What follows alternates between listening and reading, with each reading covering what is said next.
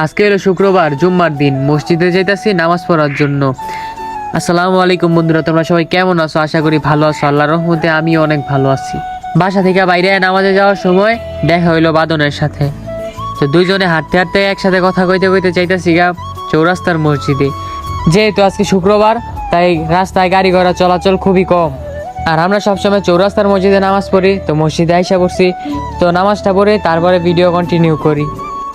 তো নামাজ পড়ে আইসা দেখলাম যে আজকে মসজিদে মিষ্টি দিতেছে।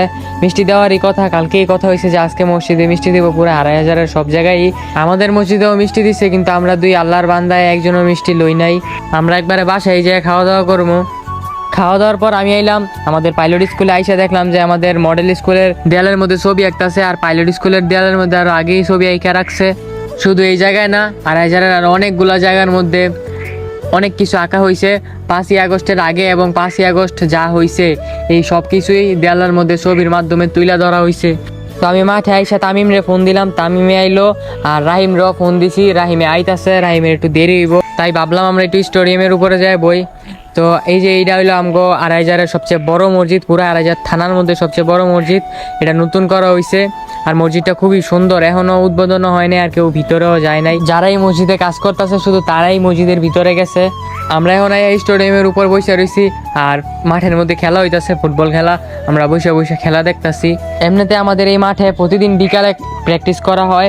আর আজকে কোন জায়গা থেকে জানি আইসা খেলতেছে, যেহেতু অন্য এলাকা থেকে আইছে, তাই ভাবলাম আমরাও বসে বসে খেলাটা দেখি। আর আমাদের স্টেডিয়ামের কাজগুলো পুরোপুরি সম্পূর্ণ হয়নি এখনও। আস্তর করে লইলে, তারপরে টাইলস বসাই লইলে, কিন্তু এগুলো এখনও কিছুই করা হয় নাই।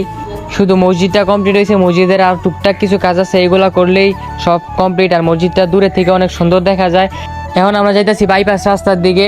আর আজকে বৃষ্টি হয়েছিল, এই কারণে এই সাইডের ভিউটা অনেক সুন্দর। মেঘলা মেঘলা ছিল, কিন্তু আমার ক্যামেরা একটু দুর্বলের কারণে পুরো সব কিছু দেখা যাইতেছিল না। ক্যামেরা দুর্বল, প্লাস আমারও ভিডিওটা করা সুন্দর হয় নাই, নয়তো ভিডিওটা সুন্দর মতো দেখাইতে পারতাম। আর তোমাদের এখনকার বাংলাদেশটা কেমন লাগতেছে?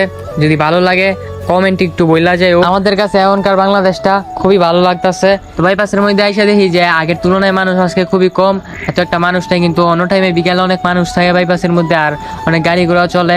এই প্লেসটা এখন ভিডিও করার জন্য অনেক সুন্দর। অনেকে ভিডিও করে, এনে এখনো 2-3 জন ভিডিও করতেছে 2-3টা জায়গায় দাঁড়ায় দাঁড়ায়। আর এই 2-3 জনের মধ্যে আমিও একজন, মানে 3 জন আমার লইয়া।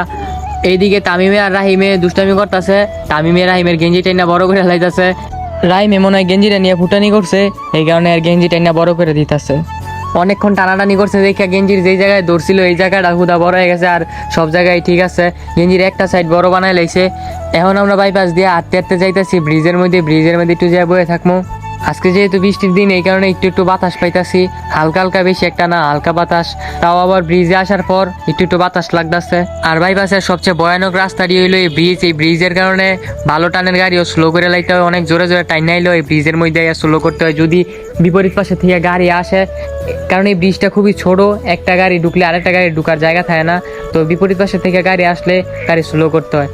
তো তামিমরে বিদায় দিয়ে দিছি, আমি আর রাইমে দুষ্টামি করতে করতে যাইতেছি গা। তো আজকের ব্লগটা এই পর্যন্তই দেখাইবো। পরবর্তী একটা ভিডিওতে সবাই ভালো থাকবেন, সুস্থ থাকবেন। আল্লাহ হাফেজ।